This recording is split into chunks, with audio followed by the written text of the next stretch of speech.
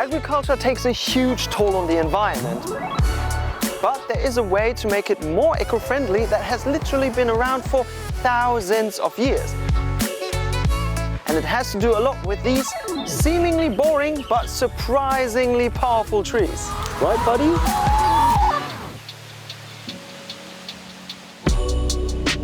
Industrial agriculture has major environmental drawbacks.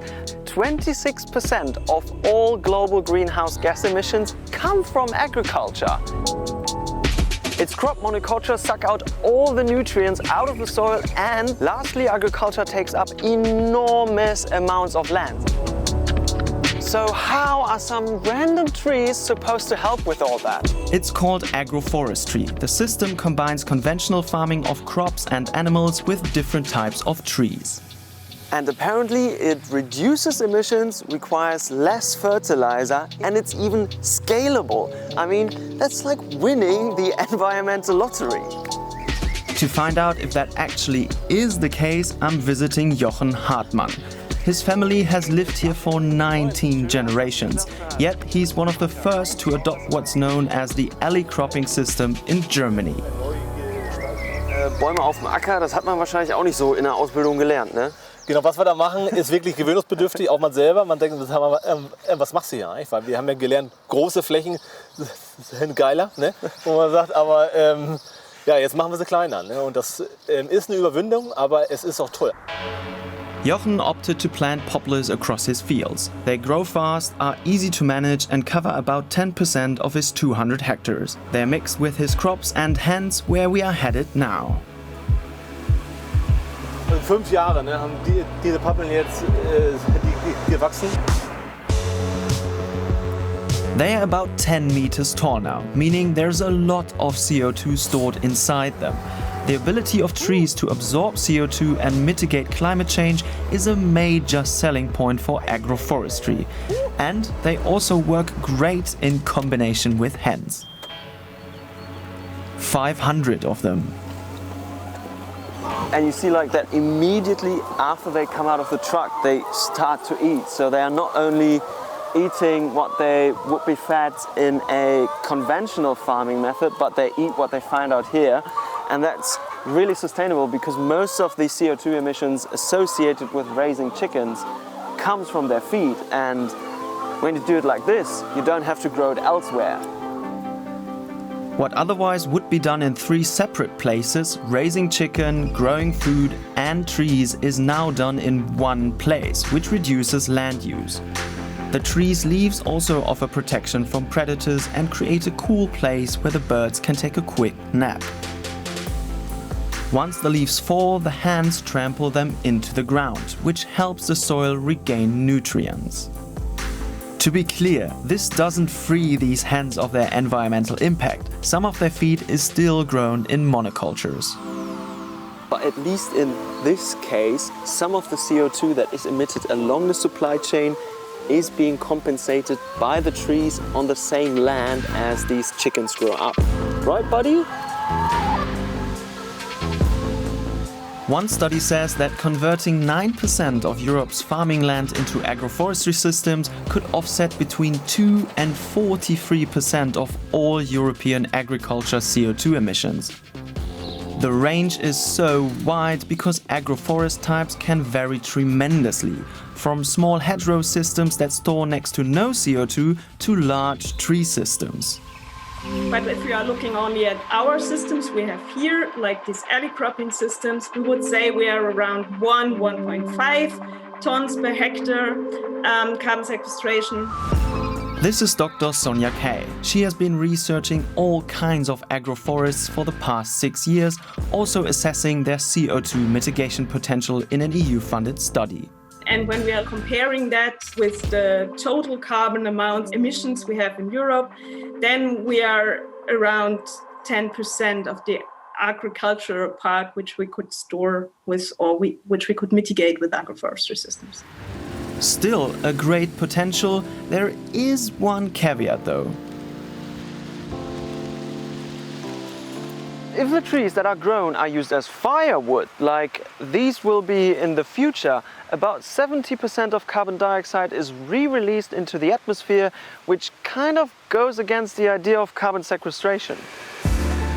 These trees will be chopped down to about 20 centimeters above ground once they are fully grown. Nevertheless, underground the trees have other positive effects beside the CO2 storage above ground. They can add to the soil's quality and potentially reduce fertilizer usage and emissions. Yes, modern agriculture solving the problems it created, you would think. Agroforestry is actually ancient. Different forms of it can be traced back thousands of years. In these medieval paintings you can see pigs being released into the forest to feed on different types of nuts. Or Indian home gardens that combine different ground crops with tall trees even date back to 7000 BCE. It disappeared largely in the first half of the 20th century because it was seen as inefficient. Scattered trees didn't really work well with tractors and large farming machinery.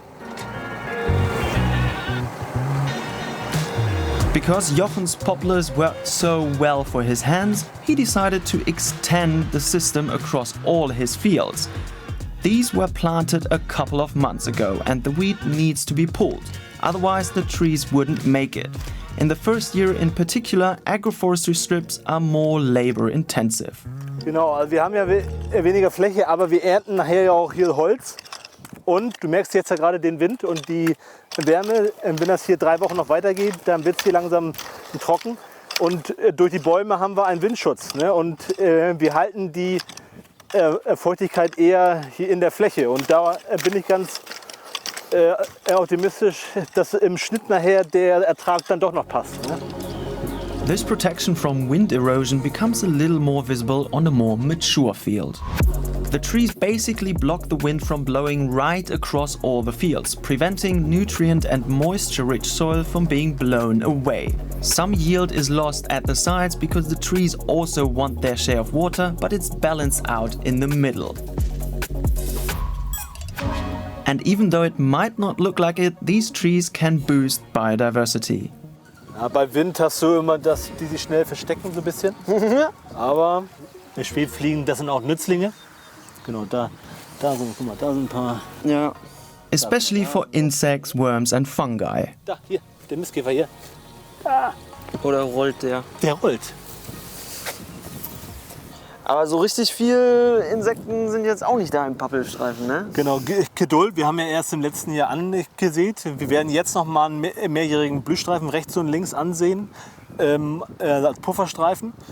Und vor allem auch, weil wir die ersten 3 Meter können wir schlecht ernten, einfach bei den Pappeln. Und da machen wir jetzt einen mehrjährigen Blühstreifen, der hat dann nochmal doppelt Sinn. Da. Ja dann. Legen wir los. Legen wir los, ne? So. This helps creating a better habitat for wild bees. So it's not just about sticking some poplars between 2 monocultures, really. Also wenn man die in Streifen macht und gut einmisst, ist es für die großen Maschinen überhaupt kein Problem. Also sie stören nicht und bringen uns eigentlich nur Vorteile mit der Winderosion. Und ja, ich bin mal gespannt, wie es in den nächsten Jahren hier aussieht. The system can be scaled up easily for even bigger farms, like here in Spain or Kenya. But it's also practiced on smaller farms in countries where agriculture is more fragmented, like here in India. So if agroforestry has so many advantages, why don't we just convert every farm into an agroforest?